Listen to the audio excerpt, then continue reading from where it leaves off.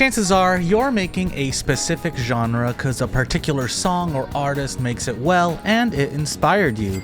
But where do you start if you want to make it yourself? Maybe the YouTube tutorial doesn't exist and you think AI is Oh, this is AI. This is AI, and there's 7 people that can help you. That's really dog shit. I hate AI. Yeah. So in this video, I'm gonna show you how I make one of my favorite club genres. I'm gonna do it without using any YouTube tutorials and to show you step by step how I approach making a new genre. And more importantly, how to do it well. And with me being a certified party enjoyer, I think a genre like Jersey Club is perfect for this. You might be wondering why Jersey Club? Well, if you've been watching any of my videos, you might notice I have the tendency to sneak Jersey Club beats into my music. Oh no, Ash! Ash, no! However, if I'm being real, I've only really engaged with it on a very surface level. So to start off, I'm gonna try and make a more traditional Jersey Club beat. The type that you can shake that thing to. Why am I talking like this? Also, this genre is incredibly open to interpretation, and its main elements are simple enough that I can distill my process down into something a little more palatable for a YouTube video. But know that the concepts I'm about to show you can be applied to almost any genre with a little bit more effort. So lock in, we're about to make some real party music. Let's! If you're wondering, Ash, where's your computer? Don't you need that to make music? Well, you'll be surprised because the first step actually happens before I even open the DAW. Now, the reason I'm here in my kitchen is because when I'm approaching studying a genre, I like to listen to a lot of that genre. The way I like to do that is passively, which means I like to do something else. So I'm not hyper analyzing it and capturing the vibe. In order to cook, we gotta also cook. So I'll probably do this for a couple hours. What you're seeing right now is literally just a snippet of how much music I listen to. And I'll go do other things, go for a walk, that type of stuff, while I continue passively listening to a playlist. I'm more doing this as a passive activity so that I'm getting the vibe of the song more rather than doing a hyper analysis.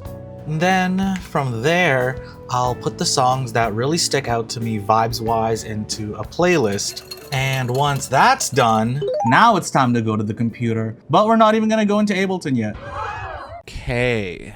That's right, now it's computer time, but instead of just diving straight into Ableton, I get some research done. Now, the point of this is to exercise due diligence by scouring the internet for the history of the genre I'm trying to make.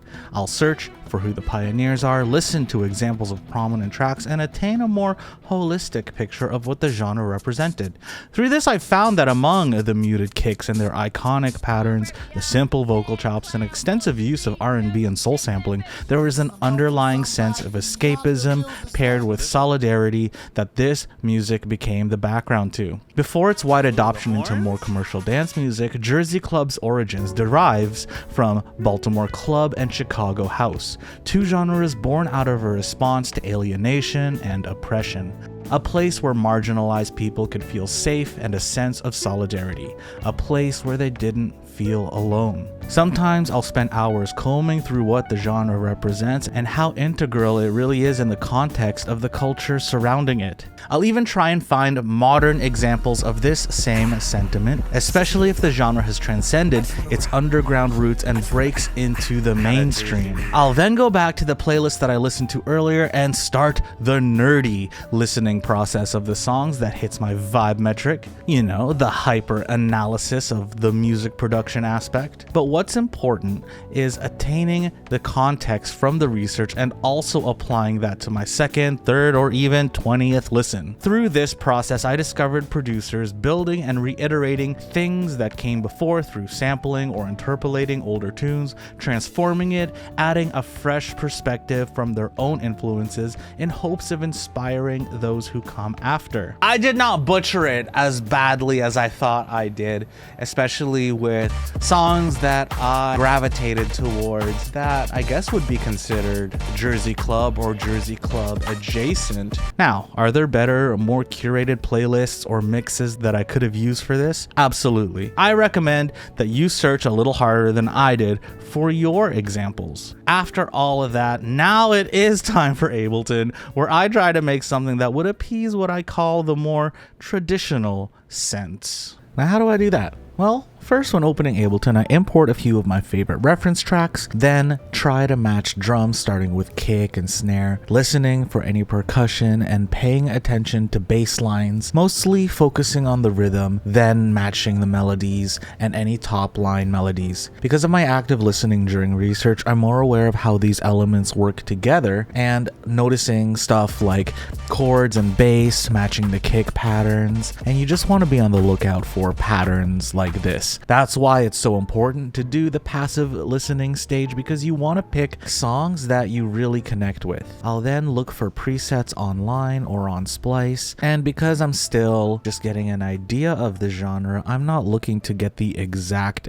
sound, just something that's close enough. If I want to dive into the sound design of it, I'll find a preset with around 80% similarity and just switch on and off parameters until I find what I call the game-changing setting. And that's the setting that when you disable it, changes the sound the most. And now here is the traditional Jersey Club track that I made using this method.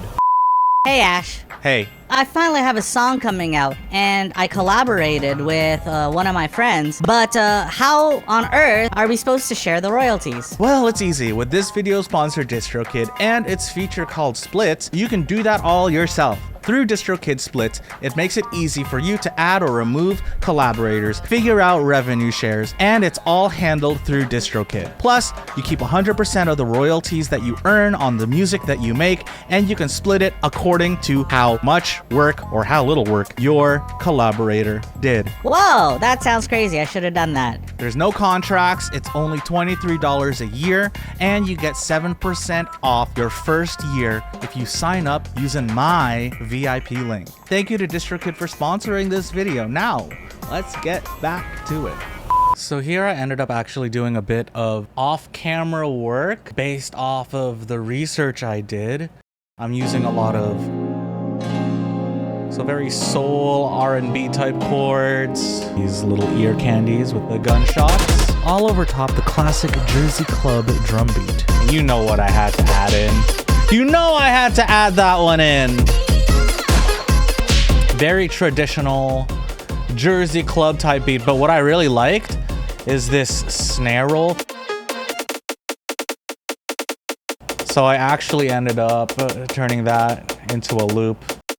But yeah, this is mostly applying more of what I learned from my research. And essentially what I'm doing is I'm taking everything that I learned from this, then going on stream so I can chat with you, the stream team, and try to potentially adapt that genre into something that incorporates more of my own influences.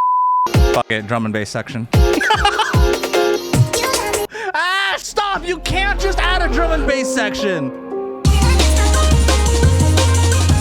But if you want to see the results of that, you should subscribe, because I'll probably have to put that in another video. Because it's important when creating music, especially when you're trying to replicate a specific sound or genre, is to understand what makes it work. And I'm not talking about the surface level characteristics that make it up, the clout chasing yoink of that, but instead a deep dive into the history. Listen to what your favorite artists were. This way you have a proper appreciation for it when you incorporate it into your own music. Now, do not get this confused with me saying if you want to make a specific genre, you have to make it in this traditional way to appease standards. Because after all, genres exist so that you can easily find art that is similar to the thing you already like, rather than an exercise in narcissistic categorization and needless argument. When you instead understand what makes a genre work, where it comes from, how it came to be, when you eventually build upon it with your own